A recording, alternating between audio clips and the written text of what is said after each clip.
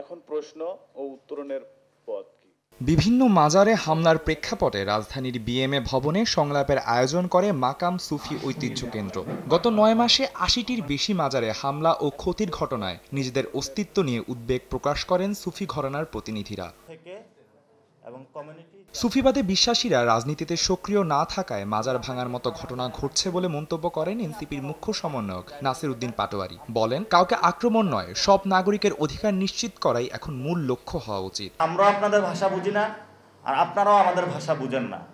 আমরা যখন আপনাদেরকে বলতে যাই যে এই বিষয়ে আমাদের এই সিদ্ধান্তে আসতে হবে, আপনারা মনে করেন যে এই লোকটা আমাদের কথা বলতেছে না, আমাদের কথাটা আমাদেরই বলতে হবে। জাতপাতের ঊর্ধ্বে স্টেটের জায়গা থেকে সকলের অধিকার নিশ্চিত করতে হবে।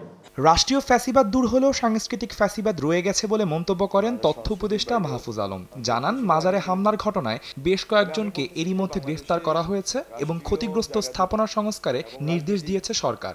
সামনে নির্বাচনে সব রাজনৈতিক দলকে ধর্মীয় সংখ্যালঘুদের নিরাপত্তা নিশ্চিত করার আহ্বান জানান তিনি।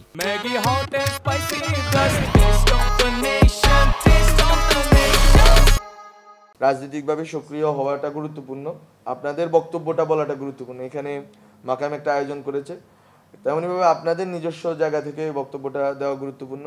প্রত্যেকটা দলে যাতে ইশতেহারে থাকে যে আপনারা যদি ক্ষমতায় আসেন, আপনারা আসলে বাংলাদেশের এই যে ধর্মীয় সংখ্যালঘু এবং ধর্মীয় ভাষিক সংখ্যালঘু, এথনিক সংখ্যালঘু যারা আছেন, তাদেরকে আপনারা আসলে কিভাবে ট্রিট করবেন, এটা প্রত্যেকটা দলের ম্যানিফেস্টোতে থাকতে হবে। সংলাপের মাধ্যমে অভ্যুত্থান পরবর্তী বাংলাদেশে যত মাজার, দরবা, খানকা শরীফে হামলা হয়েছে সব ঘটনার তদন্ত প্রতিবেদন, ক্ষতিপূরণ এবং সংস্কারের বিষয়ে সরকারের পক্ষ থেকে একটি স্বাধীন কমিশন গঠন করার দাবি জানান আয়োজকেরা।